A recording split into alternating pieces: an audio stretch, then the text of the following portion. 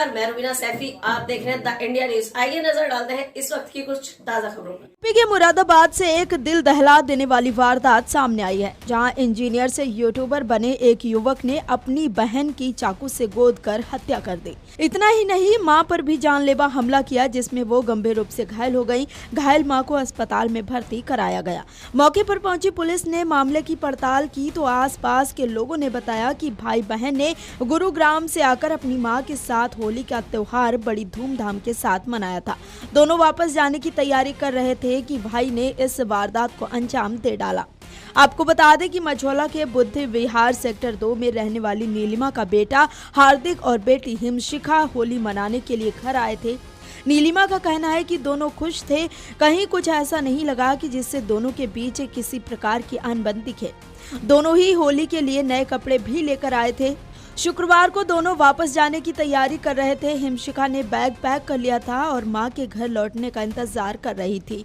दोपहर करीब 1:30 बजे हार्दिक रसोई में गया और चाकू लेकर बहन पर हमला कर दिया।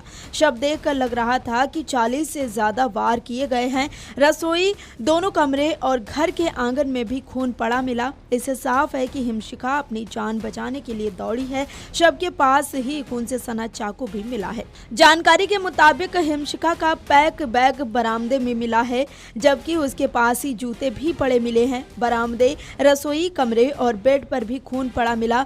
घटनास्थल के हालातों को देखकर लग रहा है कि हिमशिखा ने अपनी जान बचाने को संघर्ष किया है। गर्दन, चेहरे और शरीर पर चाकू से हमले किए और कंबल में उसका शव बांध दिया।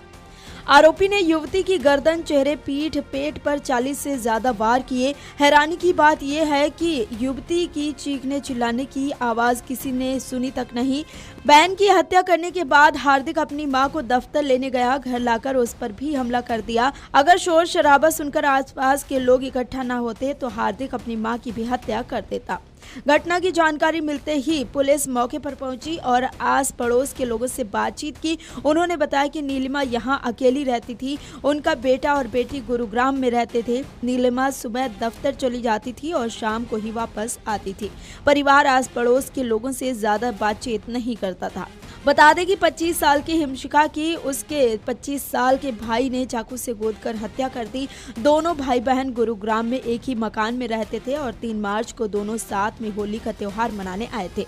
हिमशिखा एक IT कंपनी में असिस्टेंट मैनेजर थी, जबकि आरोपी भाई हार्दिक पहले गूगल में काम करता था, लेकिन 1 साल पहले उसने नौकरी छोड़ दी थी और यूट्यूबर बन गया था।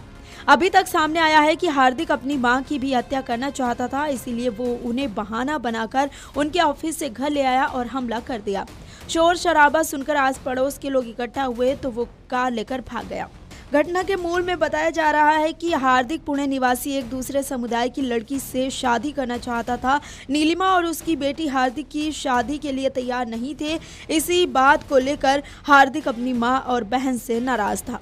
SP सिटी कुमार रणविजय सिंह ने बताया कि बदायूं जिले के सिविल लाइंस थाना क्षेत्र के जोगीपुरा निवासी नीलिमा अपने पति के साथ 1990 में मुरादाबाद आकर बस गई थी। अभी करीब 2 साल से वो बुद्धि विहार सेक्टर 2 में गणेश पार्क के सामने किराए के मकान में रह रही थी।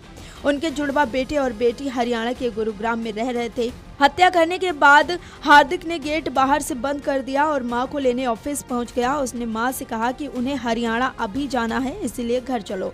वो अपनी मां को ऑफिस से घर ले आया। बेटी की हत्या से अनजान मां ने जैसे ही घर में कदम रखा तो हार्दिक ने गेट बंद कर लिया। आंगन में कंबल में लिपटे बेटी के शव को देखकर नीलिमा की चीख निकल गई। इसी दौरान हार्दिक ने अपनी मां पर भी चाकू से हमला कर दिया। शोर होने पर आस पड़ोस के लोग आए तो आरोपी घर के बाहर खड़ी कार में बैठकर भाग गया। लोगों की सूचना पर पुलिस मौके पर पहुंची और मां बेटी को जिला अस्पताल भिजवाया गया, जहां डॉक्टरों ने हिमशिखा को मृत घोषित कर दिया। SP सिटी कुमार रणविजय सिंह ने बताया कि आरोपी की तलाश की जा रही है। घायल महिला का जिला अस्पताल में उपचार चल रहा है।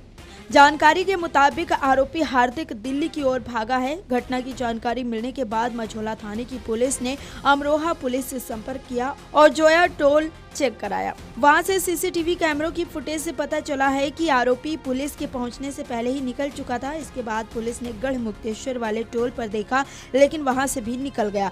गढ़मुक्तेश्वर के बाद उसका पता नहीं चल पाया है। Video desk Amar Ujala.